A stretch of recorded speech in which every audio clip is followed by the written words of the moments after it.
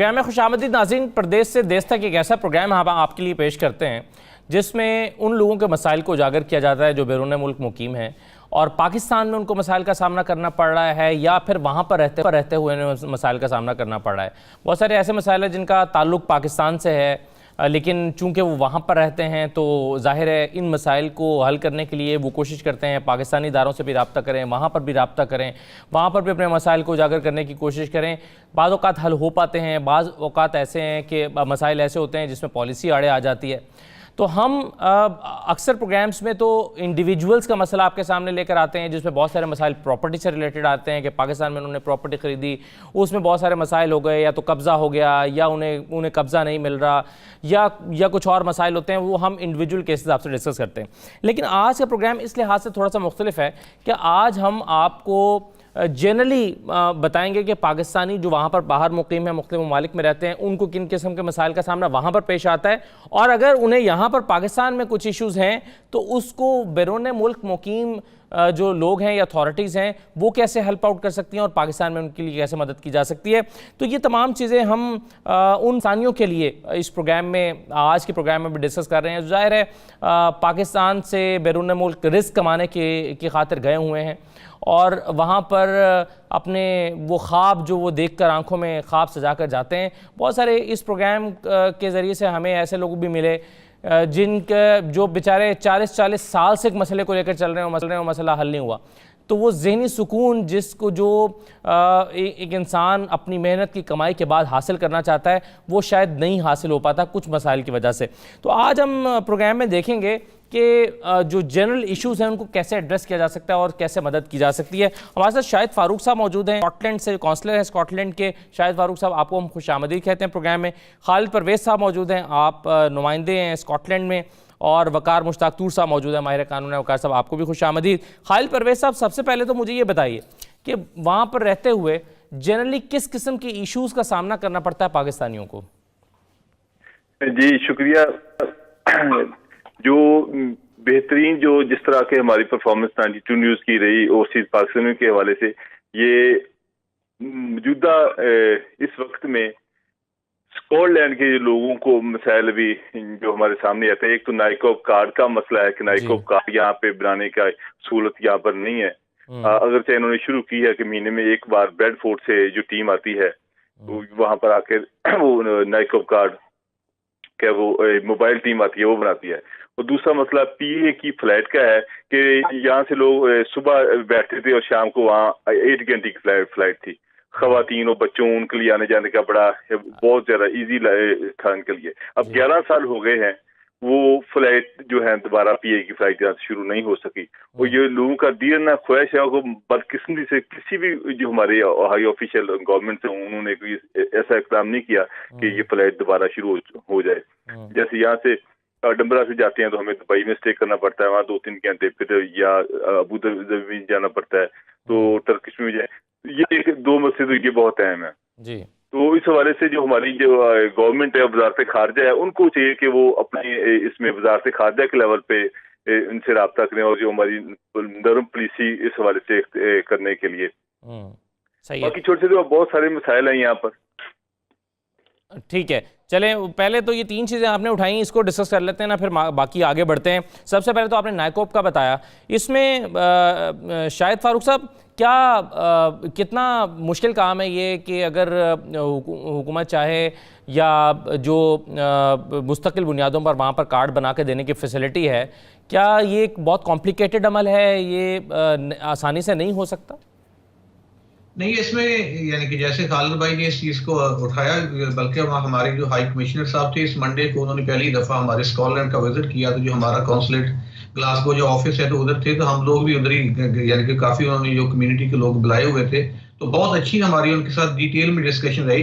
Actual NADRA का office Glasgow में काफ़ी देर से चल रहा था, लेकिन बदकिस्मत हमारी ये हुई है, 1 साल पहले की बात है जब मेरा ख्याल सुप्रीम कोर्ट ने जब मोटो एक्शन लिया तो उन्होंने यानी कि जो नादरा के जो डीजी था उनको अपने ऑफिस में बुलाया, तो उन्होंने करके वो किसी ने मेरा ख्याल इसके अगेंस्ट कंप्लेन की थी कि करके जो नादरा वाले हैं वो फीसेस जो ज्यादा चार्ज करते हैं नाइकॉब कार्ड की ना। तो जब सुप्रीम कोर्ट ने उनको डीजी को बुलाया तो उन्होंने कहा जी हम करके हमारे लिए ये फिजिबल नहीं होता, अगर हम अपनी फीस ड्रॉप करते हैं तो हमारे जो ऑफिसेज हैं वो लॉस में जाएंगे, तो हमारा सर्वाइवल मुश्किल हो जाएगा। तो उस वक्त जो हमारे चीफ जस्टिस साहब थे उन्होंने कहा कि आप ऐसा करें, अगर आपकी जो ऑफिस लॉस में जाते हैं तो आप उन ऑफिस को बंद कर दें। तो उसमें डीजी ने फिर उसी वक्त तो एक्शन लिया और उसी एक्शन लेते हुए उसने 4 या 5 जो यानी कि जो अब्रॉड के ऑफिस में बंद कर दिया। हमारी बदकिस्मती ये थी, हमारा जो ग्लासगो का ऑफिस है यूके में से वो उस नंबर पे आ गया। तो इस तरह था, लेकिन इसका प्रॉब्लम हमारा ये होता है करके जैसे तो अब हमने ये क्वेश्चन अपने जो हमारे नए हाई कमिश्नर साहब आए हैं तो उनके सामने भी रूबरू किया था। हमने कहा जी हमारी आवाम को वाकई बहुत मुश्किलात का सामना है। ऑफिस बाकायदा हमारा सेटअप था, नादरा का ऑफिस बिल्कुल इन रनिंग पोजीशन था। वो पिछले 2 साल से 3 साल से काम कर रहा था, लोग बल्कि ज्यादा से कर रहा था जब से लाइव हुआ था। तो लोगों को बहुत उसकी यानी कि लोगों को आसानी थी। जैसे लोकल लोग थे, एडनबरा से जाना होता था उनको 45 मिनट की ड्राइव होती थी, अबरडीन से लोगों को आना होता था तो 1 या 1.5 या 2 घंटे में वो उधर पहुंच जाते थे। तो इस तरह की चीजें बहुत स्मूथली चल रही थी। तो लेकिन वो जब उसके बाद फिर ये मसला हो गया तो अब यानी कि वो जब हमारी हाई कमीशन साहब से बात हुई तो उन्होंने ये तो बात की भी यानी कि ठीक है अब आप ऑनलाइन पे जाके यानी कि आप अप्लाई कर सकते हैं। लेकिन उसमें ये प्रॉब्लम आ जाता है, जब आप ऑनलाइन पे जाके अप्लाई करते हैं तो आपका कार्ड तो बन के आ जाता है, लेकिन जो आपके थंब इंप्रेशन होते हैं ना यानी कि जो वो लेकिन वो जब आप पाकिस्तान में जाके दोबारा उसको कार्ड को यूज करते हैं, अगर फर्ज किया आपने कोई सिम कार्ड इशू करवाना है या इस तरह की चीजें होती हैं तो फिर वो उसको आपको जो थंब इंप्रेशन है वो रिकॉग्नाइज नहीं होती उधर जाके। फिर आपको दोबारा जाके नादरा के ऑफिस का चक्कर लगाना पड़ता है, उधर जाके आप दोबारा अपने थंब इंप्रेशन देते हैं और उसके बाद ये होता है। लेकिन खासकर कभी आपको पता होगा कभी कभी इस तरह भी होता है कि जैसे हाँ यानी कि इधर के जो लोग होते हैं उधर जाते हैं तो उसने 1 हफ्ते के लिए इधर से वो गए होते हैं तो टाइम इतना उनके पास कम होता है यानी कि वो 2 या 3 दिन वो नादरा के ऑफिस में जाना उनके लिए मुश्किल हो जाता है। तो ये वाकई ये बहुत बड़ी यानी कि मुश्किल का हम इस वक्त सामना कर रहे हैं। तो इसका सोल्यूशन के लिए जाहिर है आपने भी इसको इश्यू को रेज किया होगा, ये इसके कोई इम्कानात हैं, कोई पैदा हो रहा है इम्कान इस पर? जाहिर है हाई कमिश्नर से आपने जब इस इशू को उठाया उन्होंने कोई यकीन दहानी करवाई है कि इसको रिजॉल्व कर देते हैं? जी बिल्कुल, हाई कमिश्नर साहब ने ये तो नहीं कहा भी बिल्कुल जी हम आपको इस चीज की श्योरिटी देते हैं भी अगले यानी कि कह लीजिए अगले 6 माह में या 1 साल में या अगले 2 माह में ये हम इसको ऑफिस को खुलवा देंगे। वो कहते थे कि हम इसमें यानी कि वैसे कॉस्ट वगैरह इस तरह की चीजें आती हैं तो हम इंशाल्लाह इसको मैं ना बिल्कुल करीब से मैं देखता हूँ तो देखने के बाद इंशाल्लाह हम पूरी कोशिश करेंगे भी जिस तरीके से भी हो। लेकिन फिर हमारे कॉन्सुलेट ऑफिस आई है जो रोमान साहब उन्होंने काफी मेहनत की, तो मेहनत करने के बाद उन्होंने अब यानी कि वो एवरी जो 2nd सैटरडे होता है हमारे हर मंथ का तो उसमें वो ब्रेडफोर्ड से वो टीम आती है तो वो फिर इधर आकर वो लोगों की यानी कि वो जो एप्लीकेशन वो लेकर जाते हैं जो अपॉइंटमेंट्स ऑनली होती है। लेकिन पहले ये होता था भी रोजाना यानी कि हमारा ऑफिस अवेलेबल होता था। इसके अलावा लेकिन अब अगर वो टीम भी आती है तो लेकिन उसमें भी वो चीजें अवेलेबल नहीं होती। जैसे यानी कि जब नादरा का इधर ऑफिस पूरा लाइव था तो आपको कोई भी किसी किस्म की यानी कि जैसे तो ये आप बता रहे हैं कि बंद इसलिए किया गया कि इस पर कॉस्ट ज्यादा आ रही थी? यानी कि नहीं, इसलिए ये कॉस्ट ज्यादा का मसला इतना नहीं था, लेकिन ये हुआ था किसी ने ना इधर से हमारे जो ओवरसीज ऑफिस से यानी कि जो हमारे ओवरसीज लोग हैं उनमें से किसी ने पता नहीं किस मुल्क से था तो उन्होंने सुप्रीम कोर्ट में ना एक कंप्लेन कर दी यानी कि उन्होंने ना एक रिट की थी कि यानी कि जो नादरा वाले जो ये नादरा की जो फी है वो ज्यादा चार्ज करते हैं। तो उन्होंने वो यानी कि उस पे जब चीफ जस्टिस साहब ने जब उस पे एक्शन लिया तो उन्होंने डीजी साहब को बुलाया, अपने ना नादरा जो डीजी था उनको अपने कोर्ट में बुलाया तो उन्होंने उनसे क्वेश्चन किया जी आप इतनी फीस क्यों चार्ज करते हैं? तो उन्होंने कहा जी हम अपना जैसे हमने स्टाफ का खर्चा पे करना होता है, इसके अलावा पोस्टिंग वगैरह ये वो, तो इसलिए अगर हम ऐसे उन्होंने कहा जी आप इसकी फीस को ड्रॉप करें। तो उन्होंने कहा उन्होंने आगे से ये अप्लाई किया, उन्होंने कहा जी अगर हम अपनी फीस ड्रॉप करते हैं तो हमारे कुछ ऑफिस इस तरह होंगे भी जिनका सर्वाइवल या ब्रेक इवन होना मुश्किल करके वो इतने ज्यादा बिजी नहीं होते। तो उन्होंने कहा जी अगर आप इतने ऑफिस ज्यादा बिजी नहीं होते तो आप ऐसा करें उन ऑफिस को बंद कर दें। तो हमारी बदकिस्मती ये थी कि ग्लासगो का यो यानी कि देखिए कौन से चीफ जस्टिस साहब की बात है ये? जब चीफ जस्टिस साहब हमारे साकिब निसार साहब थे ना इधर। अच्छा, साकिब निसार साहब, ये पिछले साल की बात है ना। ठीक है जी, एक मुख्तसर ब्रेक लेते हैं प्रोग्राम में, ब्रेक के बाद वापस आते हैं तो मजीद बात करते हैं, हमारे साथ रहिए।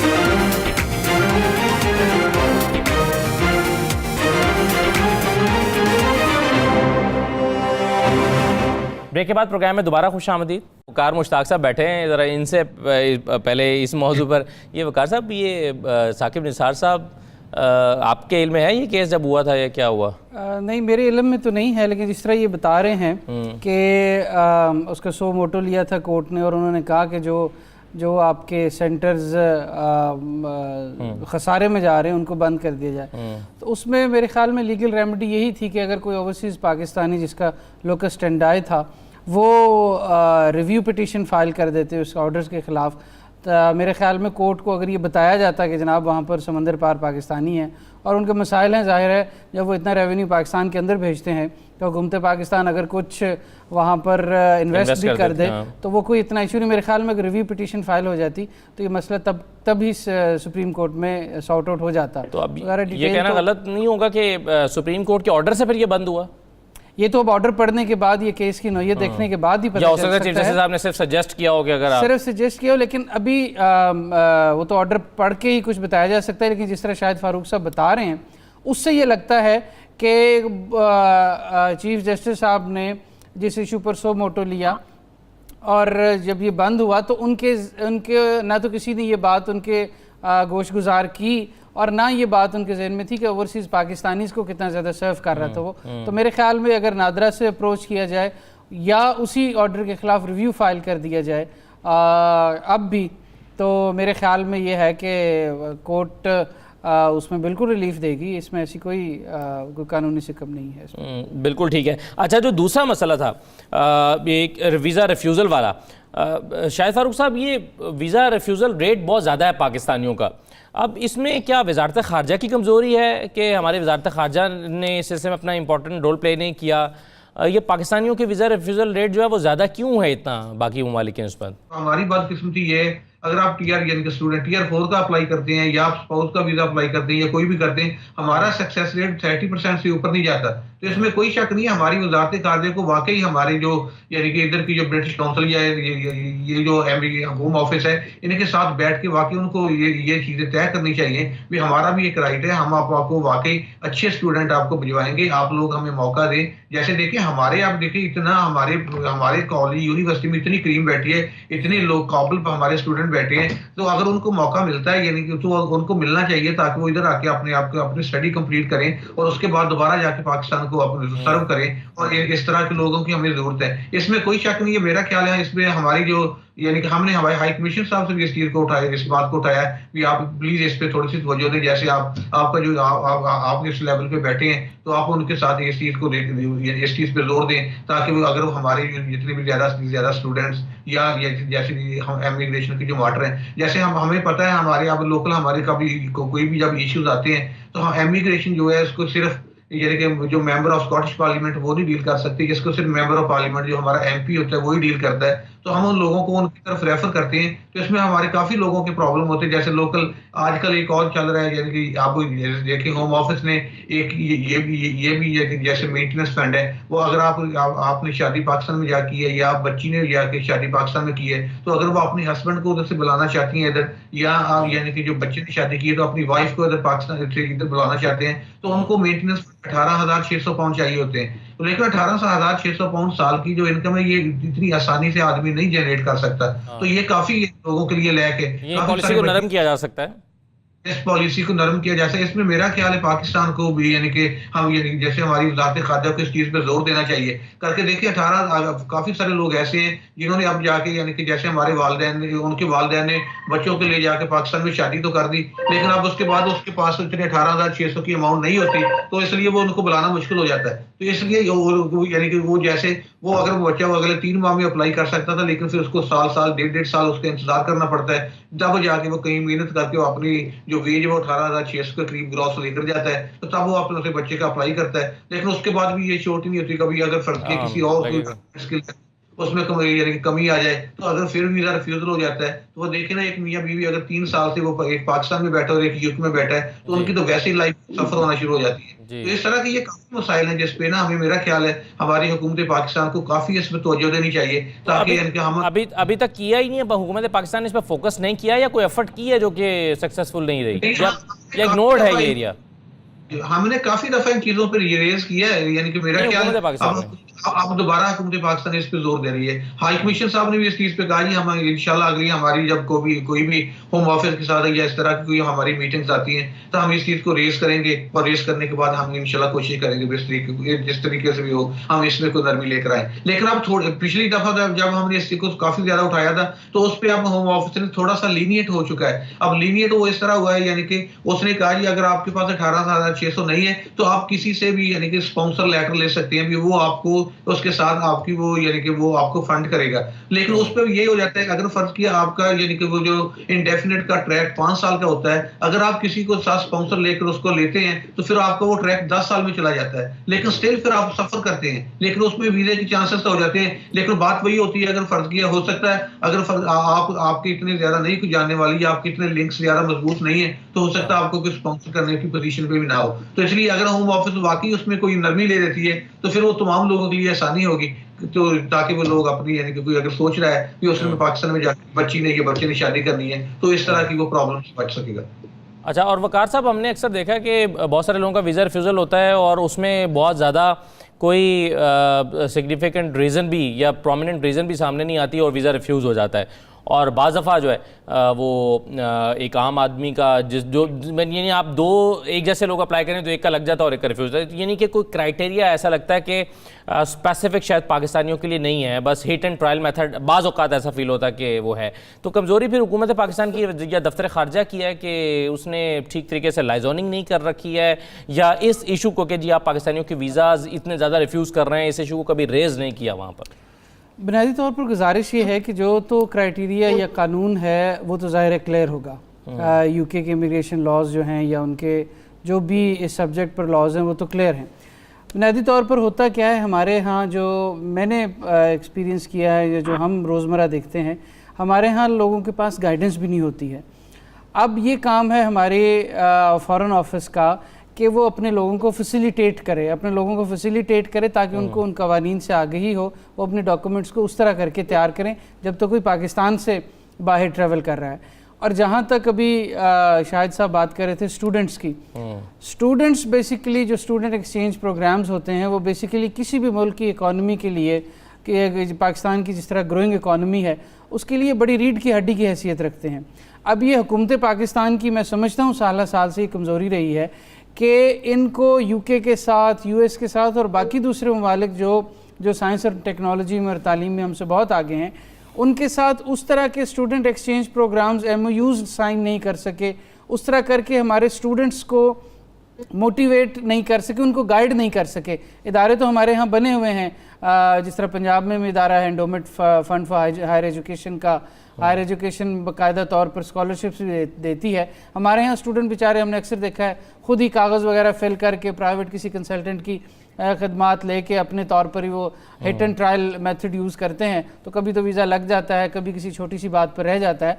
तो बुनियादी तौर पर हमारे यहाँ इंस्टीट्यूशंस को मजबूत करने की ज़रूरत है कि स्टूडेंट कोई ऐसे इंस्टीट्यूट में जाए, ऐसे इदारे में जाए जो वहीं से सारे डॉक्यूमेंट्स को चेक करके वो फिर अगली किसी एम्बेसी में डॉक्यूमेंट्स जाएं, ताकि यहाँ से उनको प्रॉपर गाइडेंस हो, प्रॉपर उनको ये पता हो कि हमने जो डॉक्यूमेंट्स लगाए हैं वो ठीक डॉक्यूमेंट्स हैं। प्रोग्राम एक मुख्तसर ब्रेक लेंगे यहाँ पर, ब्रेक के बाद वापस आएंगे तो इस इशू पर मजीद बात करेंगे। हमारे साथ रहिए।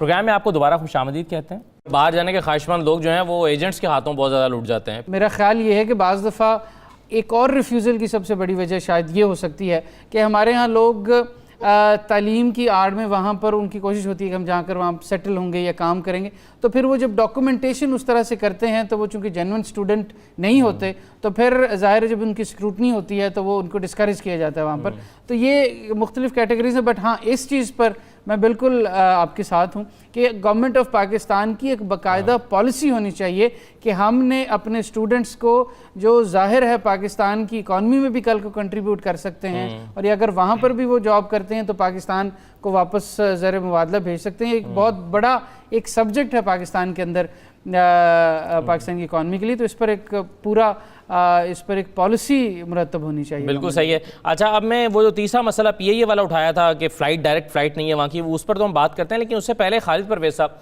ये बताइए कि ये जो पाकिस्तान में ओवरसीज़ कमीशन है, ये इसकी कारकर्दगी से लोग कितना मुतमईन है? क्योंकि जाहिर है जो प्रॉब्लम पेश आता है सबसे पहले लोग इसी इदारे के पास जाते हैं अपने मसले को लेकर। तो और ये इदारा जो है अक्सर औक़ात हम भी इनसे रब्ता करते हैं, इंडिविजुअल के जब केसेस हमारे पास आते हैं तो हम उनसे पूछते हैं कि क्या कारकर्दगी रही या क्या इसमें प्रोसीडिंग्स हुई हैं। आपके ख्याल में जब लोगों से आपका रब्ता रहता है तो लोग क्या बताते हैं कि कितने मुतमईन हैं वो इस इदारे की कारकर्दगी से? जी, ऑल ओवर अगर हम इसको देखें तो इसके बहुत सारे फायदे भी हैं। लोगों के पास एक प्लेटफार्म मुहैया हो गया जिसके वो जाके अपना मसला उनके सामने रखते हैं। मुस्लिम नून के दौर में भी कुछ ऐसा रहा कि उन्होंने अपने जो जिन लोगों का करीबी तल्लक था और पर्सनल रिलेशन डेवलप थे तो वो उन लोगों के जल्दी काम हो जाते थे, मगर उस हवाले से बहुत सारे लोगों के काम हुए भी है। अभी इस दौर में भी हुए, उस दौर में भी। इसका बहुत जो काफी फायदा मुस्लिम नवाज और अब तरीके इंसाफ का भी देखें, बहुत सारे लोगों के मसाइल हल हो रहे हैं, मगर वही बात वही आ जाती है कि अगर कोई प्रॉपर्टी के ऊपर अगर कब्जा हुआ है तो उसको केस कर दिया जाता है, और वो केस जो काफी ऐसा केस चलता है, वो जो बाहर आदमी बैठा है उसकी जमीन के ऊपर कब्जा और उसकी जो आमदनी है 5 लाख या 10 लाख या 20 लाख वो दूसरा पार्टी खा रही है, और ये केस कई साल चलता रहता है। वो बाहर वाला आदमी एक दिन परेशान हो कहता है कि बस में 18 साल एक आदमी का केस चला था, वो आप लोगों ने केस किया था। एक अभी एक आपके प्रोग्राम के वसत से एक मसले का फैसलाबाद की एक पार्टी थी, वो आपके उन्होंने एक केस किया कि बच्चा जिसको अगवा किया, अगवा बैतवान, उसको फिर कत्ल कर दिया। 4 साल का बच्चा था, वो हमारे प्रदेश से देश से प्रोग्राम किया। अब उनका 25-25 साल सजा हुई है 4 मुलजमों को। अब ओवरसीज पाकिस्तानियों के पास एक प्लेटफार्म मुहैया हो गया। जी, तो बिल्कुल मुझे याद है ये पहला प्रोग्राम हमने किया था फैसलाबाद की ये फैमिली थी जो यहाँ पर छुट्टियां गुजारने के लिए आए और बच्चा उनका जो है वो मर्डर हो गया, और वो बड़ा परेशान थे। वो कहते थे कि जी हम जो है वो नाम बता रहे हैं और पुलिस उसमें कर नहीं रही, लेकिन अब आप ये बता रहे हैं कि उसमें हमारे प्रोग्राम की वजह से जी उनका बकायदा मुझे फोन आया शुक्रिया के लिए कि वो अभी दोबारा प्रोग्राम में आना चाहते हैं। वो कहते हैं अभी वो मुतमिन नहीं है, अभी भी वो कह रहे हैं कि 4 साल का बच्चा जिसका उसको मारा गया, वो कत्ल करके दबा दिया गया। चलें खालिद साहब, अगर उन्होंने आपसे रब्ता किया तो हम ज़रूर इसका फॉलोअप के तौर पर प्रोग्राम कर लेंगे। उनको हम दोबारा दावत देंगे कि वो आएँ और उस पर अपने मजीद जो उनकी रिजर्वेशन है या जो भी वो करना चाहते हैं मजीद उस पर वो हमारे प्लेटफॉर्म को यूज़ करते हुए अपनी आवाज़ बुलंद करें। अच्छा, अब ये जो मसला था एक दो चीज़ें और मेरे ज़हन में थी वो निकल जाए। कहें तो ये थी कि यहाँ पर जो ओवरसीज पाकिस्तानी स्टूडेंट्स यहाँ पे यूके में आते हैं, एक बहुत जुल्म उनके साथ होता है और इसका कोई मुदावा करने वाला नहीं है। वो ये है कि जब ये जॉब करने के लिए जाते हैं हमारे ओवरसीज जो यहाँ पर एम्प्लॉयर के पास, जो पाकिस्तानी एम्प्लॉयर खास कर गोरों की नहीं बात कर रहा, वो उनको तनख्वाह नहीं देते। या अगर 7 पाउंड पर आवर घंटा चल रहा है वो 3 पाउंड देंगे, 4 पाउंड देंगे, या करेंगे जॉब नहीं है। और अगर होटल्स पे काम करते हैं उनके साथ भी ये सलूक होता है। वो जो बेचारे स्टूडेंट पाकिस्तान से आते हैं, इतना पैसा खर्च करके आते हैं, और उनको 22 16 आवर काम करना अलाउड है, तो वो कहते हैं ठीक है इतने घंटे 40 करेंगे और हम 3 पाउंड घंटा देंगे। ये एक बड़ा जुल्म है, इसके लिए कोई भी आवाज नहीं उठाता। और जिन लोगों के पास यहाँ पर लाखों करोड़ों रुपए हैं, इतना पैसा है, मगर ये बहुत जुल्म कर रहे हैं। और ये पाकिस्तानी कर रहे हैं पाकिस्तानियों के साथ, सिर्फ पाकिस्तानी करें, गोरे नहीं करते। जो बाई लॉ है वो वही देंगे। और दूसरा, जेलों के अंदर जो पाकिस्तानी है उस हवाले से भी कोई खास इतना कदम नहीं कि पता होना चाहिए कौन से जेलों में पाकिस्तानी सड़ रहे हैं और कब से हैं और क्या है। हमारी जो कौन से जो हाई कमीशन है उनको भी चाहिए कि राब्ता करें लोगों के साथ भी। और ओवर स्टे होने वाले जो पाकिस्तानी हैं, स्टूडेंट हैं या दूसरे हैं जो जिनका वीजा गुजर जाता है, वो फिर उनके पास डॉक्यूमेंट्स नहीं होता पाकिस्तान जाने के लिए, तो वो जब हाई कमीशन को इस हवाले से भी एक कदम, जो ओवरसीज पाकिस्तानी जो ओवरसीज हो चुके हैं उनके पास डॉक्यूमेंट्स पाकिस्तान जाने के लिए, उस हवाले से भी गाइडलाइन देने की जरूरत है। ठीक है, बिल्कुल सही। अच्छा, ये जो पहला आपने मसला बताया कि स्टूडेंट्स जो वहाँ पर जॉब करते हैं या पाकिस्तानी जो वहाँ पर गए हैं, उनसे जो कमिट किया जाता है वो उनको तनख्वाह नहीं मिलती, तो शाहिद फारूक साहब ये इस मसले का हल, अब जाहिर है शायद हुकूमत पाकिस्तान तो इसमें कुछ रोल ना प्ले कर सके, ये कौन कर सकता है? ये वहाँ की हुकूमत की जिम्मेदारी है कि वो अगर कंप्लेंट लेकर जाते हैं कि जो हमसे कमिट किया जा रहा है वो हमें पे नहीं किया जा रहा, या इसका क्या हल है आपके ख्याल में? नहीं, उसमें दो चीजें आ जाती है। खालिद भाई ने पॉइंट तो बहुत अच्छा उठाया है, लेकिन उसमें दो चीजें ये आ जाती हैं। इसमें हुकूमत जो हुकूमतें जो बरतानिया है यानी कि इंग्लैंड वाले, इसमें यानी कि तो इसमें बहुत ज्यादा चेक एंड बैलेंस होते हैं ना। अगर फर्ज किया अगर कोई भी एम्प्लॉय के साथ एम्प्लॉयर कोई ज्यादती करता तो उसके बकायदा जो ट्रिब्यूनल होता है एम्प्लॉयज का ना, जो आप उधर जाके उसकी कंप्लेन फाइल कर सकती हैं और उसके मुताबिक आपको उसका बकायदा वो यानी कि वो जो भी आपका हक होता है वो आपको लेकर देते हैं। लेकिन उसमें मसला इसमें ये मसला आ जाता है ना, जैसे खालिद भाई ने ये बात उठाई है, उसमें ये प्रॉब्लम आ जाता है। एग्जाम्पल, जब अगर आप कोई स्टूडेंट उधर से आता है ना, तो उसको यूनिवर्सिटी अब यानी कि 16 आवर्स या 20 आवर्स या 10 आवर्स यानी कि या 10 आवर्स या 20 आवर्स अलाउड करती है वो काम के लिए ना। तो हमारे जो बच्चे उधर से होते हैं, जैसे फर्ज किया अगर उन्होंने 3 दिन यूनिवर्सिटी जाना था, बाकी 4 दिन उनके पास फारिग थे, तो वो उसमें बाई लॉ तो एक्चुअली फिर वो 20 आवर्स ही काम कर सकते हैं ना। तो लेकिन वो फिर जब ज्यादा आवर्स करते हैं तो फिर वो हमारे एम्प्लॉयर उनके साथ को डील करते हैं। सही, मतलब ये फिर कंप्लेंट कर ही नहीं सकते क्योंकि वो ऑलरेडी गैर कानूनी काम कर रहे हैं आपके साथ होता है। लेकिन वो उनकी आपस में जो यानी कि जो भी कोई एग्रीमेंट होता है वो आपस में एक दूसरे के साथ डील कर लेते हैं। लेकिन ये जो खालिद भाई ने ये बात रही है पहले की बात थी। आज से अगर आप 3 साल पहले देखें या 4 साल, जब टीयर 4 उन्होंने लॉन्च किया था, पॉइंट बेस्ड सिस्टम था, उस वक्त कोई इंटरव्यू वगैरह की बात नहीं होती। उस वक्त वाकई बहुत लोग आए थे हमारे पाकिस्तान से। तो उस वक्त इधर इसी तरह के हालात थे, यानी कि जैसे देखें यानी 15 लोग ने जॉब के लिए आपके पास आते थे। तो उस वक्त लोगों को इतनी फरावा नहीं थी यानी कि जो एम्प्लॉयज की, तो तब लोगों ने वाकई उसको मिस यूज किया था। किसी को 2 पाउंड दे दिए, किसी को 3 पाउंड दे दिए। लेकिन आजकल तो इधर भी यानी कि जैसे देखें आपको स्टाफ जो मिलना बहुत मुश्किल हो जाता है। तो आजकल तो इस तरह के हालात नहीं है। लेकिन बात वही आती है, फर्ज किया अगर आपके पास 20 आवर्स अलाउड है, तो अगर आपने 20 आवर्स ही करने हैं तो फिर तो आपको फुल पे मिलेगी। आप तो फिर तो बाई लॉ आप तो उनसे यानी कि इस चीज की डिमांड भी कर सकते हैं। तो अगर आपके पास 20 आवर्स अलाउड है, अगर आप उसकी बजाय 50 आवर्स करते हैं, तो फिर आपस में जो एम्प्लॉयर एम्प्लॉय का आपस में जो भी कोई एग्रीमेंट होता है फिर उसके मुताबिक ही होता है। लेकिन मेरा क्या ये हुकूमत बरतानिया के पास आप ये कंप्लेंट लेकर नहीं जा सकते कि देखें जी मैंने 50 आवर्स जॉब की और मुझे सैलरी ठीक से नहीं मिली है लॉ के मुताबिक, क्योंकि आप ऑलरेडी आप ये कह रहे हैं कि आप उस लॉ को वायलेट कर रहे हैं। मतलब कुछ लोग ऐसा कर रहे हैं। उसके अलावा भी कंप्लेंट्स आती हैं जी। अब फुल टाइम एक आदमी जॉब को उन्होंने फोन किया कि परदेश से देश का प्रोग्राम में हम शामिल होना चाहता हूँ, वो उन्होंने ये कंप्लेंट की कि फुल टाइम वो शेफ हैं और उनके पास ब्रिटिश नेशनलिटी भी है, फिर भी उसके साथ ये जुल्म हो रहा है।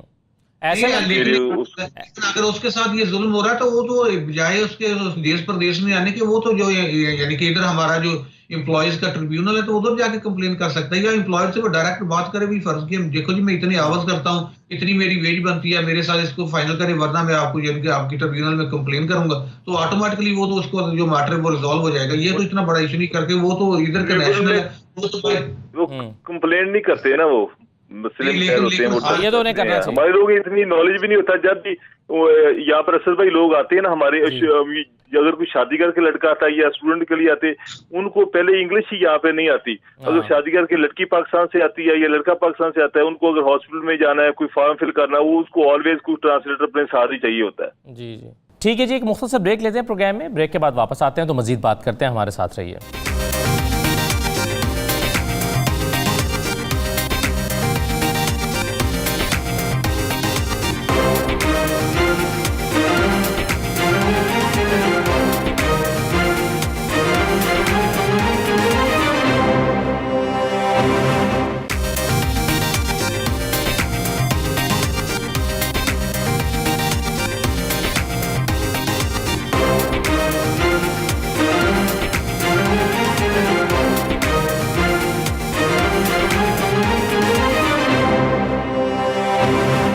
ब्रेक के बाद प्रोग्राम में दोबारा खुश आमदीद। ये प्रोग्राम हमारा जो प्लेटफॉर्म है ये इसीलिए कि ये, और आज का प्रोग्राम इसीलिए कर रहे हैं कि एजुकेट भी कर सकें लोगों को कि उनके राइट्स क्या हैं और उनको कहाँ पर जाकर अपने इस मसले को हल करने के लिए सही फोरम क्या है और कहाँ पर जाके वो अपना इशू जो है वो रेज कर सकते हैं।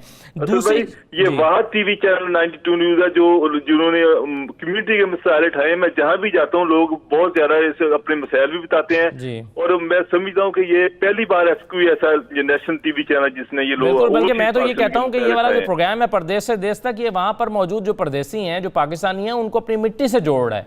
उनके मसाइल जो 30-40 साल से पड़े हुए थे और उन्होंने उनको फॉलो अप करना छोड़ दिया था और एक तरह से गिव अप कर दिया था उन्होंने, और ये प्लेटफॉर्म उनको मिला तो उनको एक नई उम्मीद की किरण जागी और उन्होंने दोबारा से अपने इश्यूज को परसू करना शुरू किया। तो ये तो मैं ये प्रोग्राम जो है वो एक तरह से ब्रिज बन गया दोबारा अपनी मिट्टी और अपने उन इश्यूज के। जी अच्छा भाई मेरी एक दरख्वास्त है आपसे दरख्वास्त है कि आप प्लीज कोई प्रोग्राम बनाए, आप खुद विजिट करें यूके में, तो जैसे अब शाहरुख साहब में काउंसलर यहाँ पे कम्युनिटी, हम कोई 400-500,000 आदमी गैदरिंग करेंगे, वहां पर आप फेस टू फेस लोगों से मिले, लोगों के मसाइल आप सुने कि किस किस्म के मसाइल हैं। तो हम आपको दावत देते हैं स्कॉटलैंड की तरफ से कि 92 न्यूज की जो प्रदेश से देश तक टीम जो यहाँ पर तशरीफ लाए, मेरी तरफ से ये दावत है।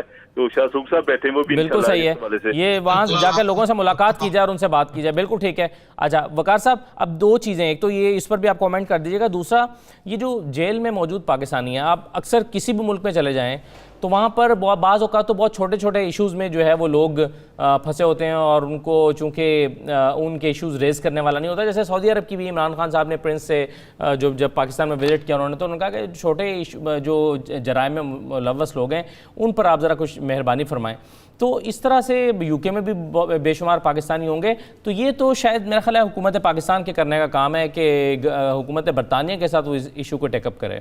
जी बिल्कुल, देखिए वो जो छोटे जराइम जिनकी बात इमरान खान साहब ने की थी सऊदी अरब के कॉन्टेक्स्ट में, वो छोटे जराइम ज़्यादातर वीज़ा से रिलेटेड होते हैं कि अगर किसी ने ओवरस्टे कर लिया है या किसी के डॉक्यूमेंटेशंस में कोई इस तरह की ख़राबी आ गई है जो कि डायरेक्ट वायलेशन ऑफ लॉ है, तो फिर उसके कागजात ज़ब्त करके फिर उसको वहाँ के कवानीन के मुताबिक सज़ाएँ दी जाती हैं। और जो दूसरे जराइम हैं उनमें ज़ाहिर है अगर कोई क्रिमिनल ऐसा ऑफेंस हो गया है तो गवर्नमेंट अपने लेवल पर ये कर सकती है कि वो गवर्नमेंट ऑफ यूके के साथ गवर्नमेंट टू गवर्नमेंट लेवल पर कोई याददाश्त पे दस्तखत करे, कोई इस तरह का आपस में कोई उनकी अंडरस्टैंडिंग हो कि जो पाकिस्तानी इस तरह के छोटे छोटे जराइम में मुलव्वस हैं उनको कम से कम अपने मुल्क के अंदर वापस आने की आज़ादी दी जाए।